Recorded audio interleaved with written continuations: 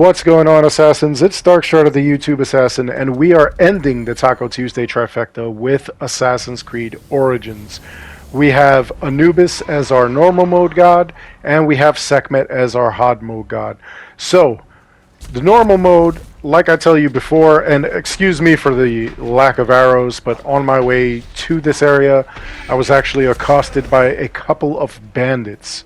So I decided to take them out with the arrows, being completely dumb and realizing that I'm going to need them for this battle. Anyway, as you saw, we're going to go circles around this entire arena. We're going to aim for the bubble on his chest.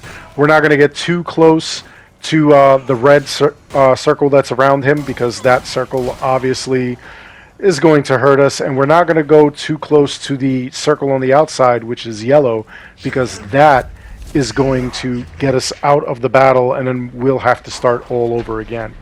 And what you want to do is, as I said, keep going around in circles, keep aiming for him, pick up those little bags that you find, because those contain extra arrows to keep you in the fight longer. His hazards are going to be the jackals that are on fire that he sends, the fireball or the wall of fire and shadow that he launches out. And then he's also got that bone cage that'll come up every once in a while, like right here. Now, he does that to trap you in there with his minions along with their bodies. As you can see, whenever I defeat a minion, the body will turn into a kind of circle of shadow and ash, and it will like completely mess you up. So just keep going around in circles. At around 75, 50, and 25% of his health, he is going to release minions. At 75 and 50%, it'll be the bipedal minions that you saw. At 25%, it'll be a bunch of these little jackals, so you definitely want to take them out as quickly as possible.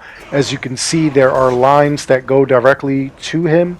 That means that they are tethered to him. They are tethered to his health.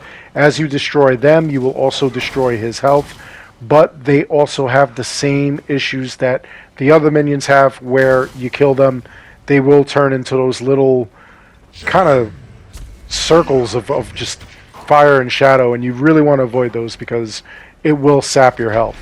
So keep going, keep aiming for the chest, and at around 10%, as you see right now, he will just give up and you will win the fight. Okay, now being that he's the normal mode, it's tier 1 boss, or tier 1 of the god fights, and what you'll get is a tier 1 weapon. You'll also gain 1000 XP and 250 drachma.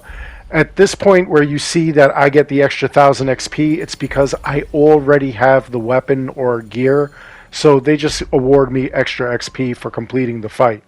Now, next we have Sekhmet, and Sekhmet is going to be, I kind of feel like, a harder boss than normal. Now, hard mode basically is going to be 3 levels higher than your highest level, whereas normal mode will match your level. So normal mode, you could start at level 40, and the gods will be level 40 as well. And then you could go from there. I was level 55, Anubis was level 55. Sekhmet, on the other hand, I'm level 55, Sekhmet is level 58. So just keep that in mind. They'll always be 3 levels higher, as will the minions. The minions will also be 3 levels higher. Now, Sekhmet's hazards are the fire beam that comes from her head. It'll be 1, and then it'll split off into 2 as you get further into the fight. She'll also throw 2 fireballs, and then she'll also have a circle that she throws on the ground, and it slowly fills up with fire, so you want to avoid that. And same thing goes for her with the minions as went for Anubis.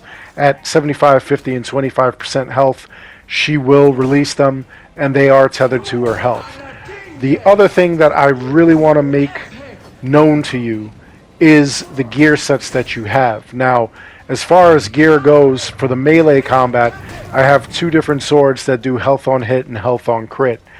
I also have, for the long range, so I could hit that bubble on her chest, I have arrows that do health on hit, health on crit as well. Now, if you don't have any of those items, because of course these items I actually got from the god fights themselves, what you're going to want to do is make sure you have any other damage over time gear, any DOT like anything that has bleeding on hit or poison on hit, those are going to be very useful because the whole point is to have it tick away at her health, and you'll get the job done much quicker if you have something like that, anything that does damage over time. So now, the same thing with Anubis at about 10% life, she will give up, and you will win. Once you win, you'll gain another 1000 XP, 250 drachma, and a tier 2 god item. So it may be the same item, just a higher level quality, or it may be a different item, depending on how far you are in these battles. Now, the next thing that I like to do is I always like to do the daily with Reda. Reda is in every major town, his Nomad's Bazaar. You could actually buy carbon crystals from him, which is used to upgrade certain gear, but there's tons of them to be found in the world, so I always say don't do it. And then he will also sell you a Heka chest for 3,000. The Heka chest, you have the ability to gain a legendary or epic item. It's a gamble, so it's all on you whether or not you want to do that or not. Also, he will sell off or he will buy any of your excess gear, including doubles and lower level legendary gear. Just remember that. In this game, legendary gear is a lot better.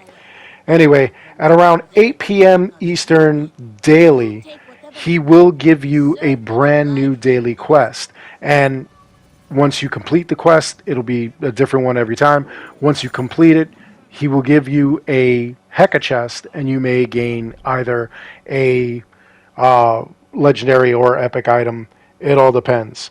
So this one looks like it's going to be a little bit out of the way, so I'm going to go and take it out. As you can see, this one is actually going to be like a little bit easier because all I have to do is go and retrieve the chest that's up there. Now, as you can see, it has its own little separate path, so I'm going to be well out of the way of these guys. I don't have to battle any of these bandits at all. I'm just going to sneak up there, take the item, and run.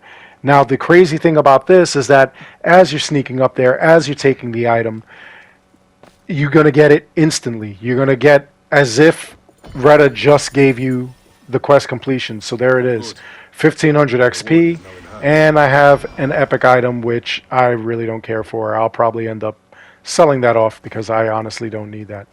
Anyway, that's all there is to this video. I hope you enjoyed it. Please make sure you like and subscribe. It helps this channel out an awful lot. As always, I want to thank each and every one of you for watching. And until next time, take care, be good, stay safe, take care of each other. I'll see you guys all in the next one.